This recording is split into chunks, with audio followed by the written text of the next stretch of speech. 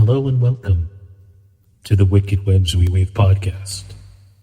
I am your host, Ryan Mckern, and this is part 4 of a 4-part series, taking a journey into the history, architecture, and urban exploration of the Catacombs of Paris. On today's episode, we will delve even deeper into the stories from GAKURAN.com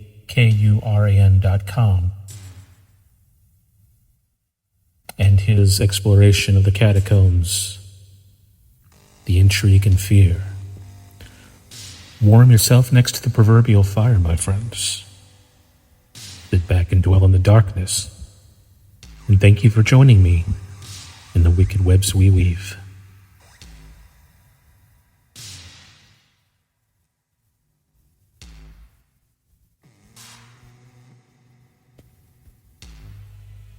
Even though we'd been underground in the labyrinth just a few short hours, I was already knackered.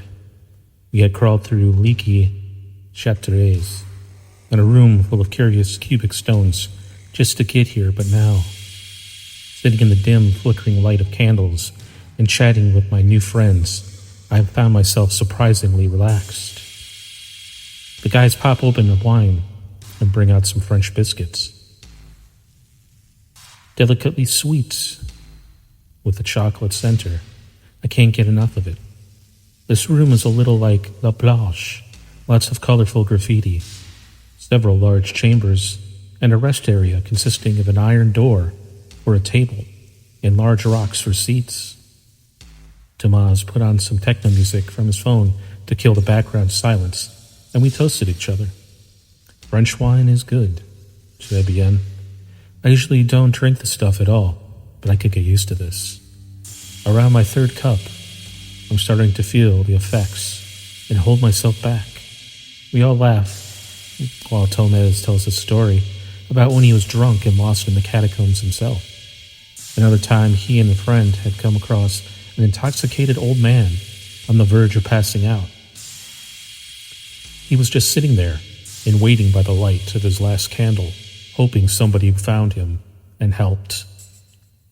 He was lucky. I start to worry again. The last thing I want is to be disoriented down here with strangers. They're great guys and all, but we've just met and I'm still a little weary. They'll play a trick, try to scare me, or worse, they will run into some methods. I try to distract myself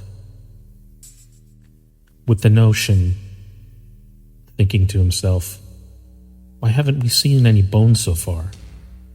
You can't really have catacombs without bones, right? There are bones, of course, but only in select areas of the tunnels. Officially, they're called Les Quarries de Paris, Quarries of Paris, because they were originally excavated for the limestone rock and other building materials beginning as far back as the 1st century, during the Roman era. For more information on the history of the Paris catacombs, please see my previous episodes in this 4-part series.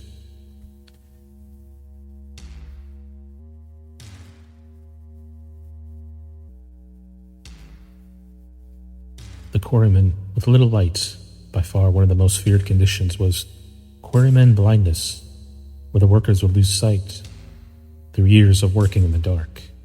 As for the bones, well, that began around the time momentum of the revolution counting Paris. Back to our adventure. The walls in the cellar of a restaurant located Rue d'Allery at the actual level of Les Halles, right next to the Innocent Cemetery, will break down that 30th of May, 1780. The scourges of what will pour into the building's cellar will cause an unutterable horror. Cubic meters of old bones mixed with decomposing cadavers, entangled putrefied mortal remains made the wall give way under the weight. The building is completely contaminated, walls are oozing, and it's said that just after pulling his hand on the wall, a mason will catch gangrene. The same happens with the surrounding houses and streets.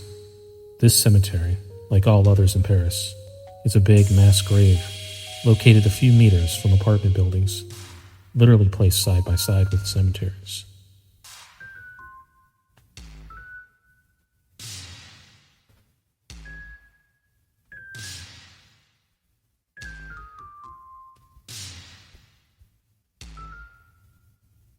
The decision was made to move the bones underground as discreetly as possible. From 1786 to 1860, millions of bodies were exhumed from Paris cemeteries and placed below the quarries, transforming several sections into a mass tomb that are catacombs as we know them today, one of the biggest necropolis in the world.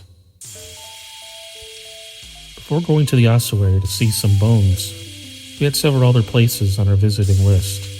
It was a packed day, 10 hours time underground, and kilometers of walking to do. Explorers have estimated that there are over 300 kilometers of tunnel systems in the catacombs. We would only be traversing a small section of them. Even so, it was tiring work. My body already ached from all the ducking and crawling, and it wasn't even lunchtime yet. Thomas had the way to the infamous area, and he led us known to the La Bunker. I looked blankly in the way in. Another cat hole through the wall. Climb through, fall out, and the other side on your face. It's all part of the experience, I guess. During World War II, the tunnels were used by Parisian members of the French resistance as a secret headquarters. In addition, they were also used by German soldiers who built the bunkers under a high school to strengthen the hold on Paris from the German regime. The walls are different here, brickwork, and there are few traces of machinery left around. Electrical boxes and oil drum benches. What catches my attention, though, are the signs on the walls and the numerous arrows pointing in various directions. The words are nearly always the same. Rochon, no smoking, and quiet. It was a good idea. I snapped Raphael on his break. There are many smaller rooms dotted around the bunker, too, often separated by rusty iron gates and great doors with huge round handles, the sort I found on a walk-in safe when visiting one Japanese hayoko. I peer inside hesitantly. Nothing but rubble, and some rubbish now. But I hate to be sealed inside one of these areas.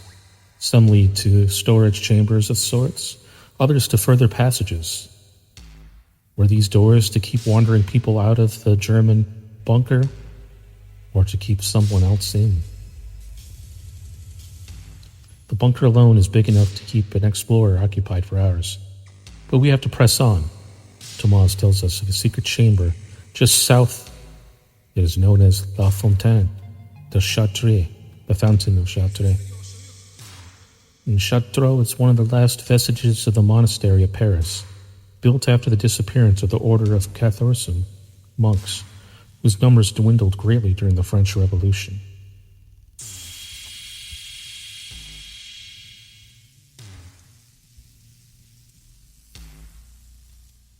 A large double staircase stretches down to the main fountain, a basin collecting water dripping from the surrounding limestone walls. On the left of it is a scale to measure the level of groundwater, but although general opinion might suggest it was a religious place, it was actually constructed in 1819 by the Inspection Générale des Quarries, the General Inspection of the Quarries, IGC for short. There had already been collapses in the tunnels in cases of huge chunks of Paris sinking into the ground, so the workers were risking their lives in order to secure the underground passages. For more information, go to the source of catacombs.info. Another place on my place to visit was the grave of Philibert Espert. According to myth, Philibert Espert, the gatekeeper of the hospital Val de Grace. Val de Grace. One night he deserted his post and descended into the old quarries in order to steal wine from the monks of the chateau. He never returned. It is said that the flickering candle he was carrying went out and he wandered for days before finally succumbing to thirst. This fatal accident was only discovered some 10 years later, in 1804. His body supposedly just a short distance from an exit. By then, though, all that remained was a skeleton and a set of keys that helped identify him. As such, he is usually considered the first of the cataphiles, and his gravestone has become something of a pilgrimage destination. All explorers, these tunnels know their story.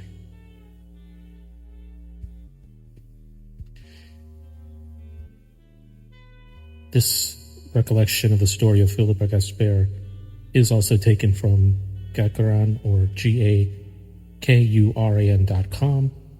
If you would like the official story from the Catacombs website, please see my previous episodes in this 4-part series of the Paris Catacombs to get the full in-depth story of Philibert and the grave and the story behind him getting lost.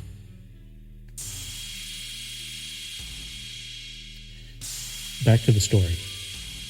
We visit the tomb to pay our respects. The inscription on the stone reads, "Memory of Philibert Gaspard, lost in quarry on November 3rd, 1793, found 11 years later and buried in the same place on April 30th, 1804.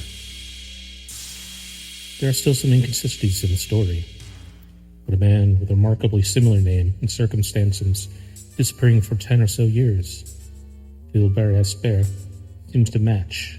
A copy of his death certificate is below. The source of Catacombs. Back to our story. After taking another short rest, Tomas scans his map again, and we plan to set off. We're a long way from the next destination, at least 45 minutes in walking, but it'll all be worth it once we get there.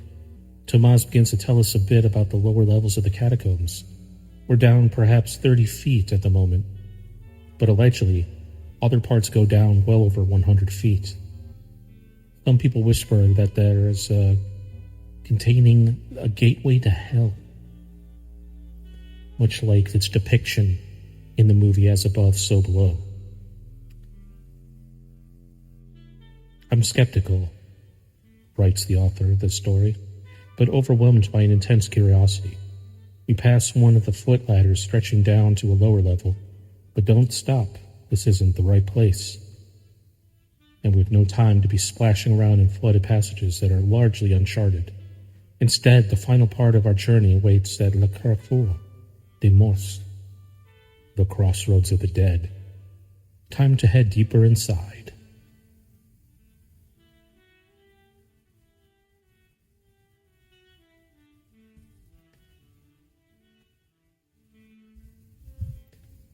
Thank you for joining me again to the Wicked Webs We Weave podcast.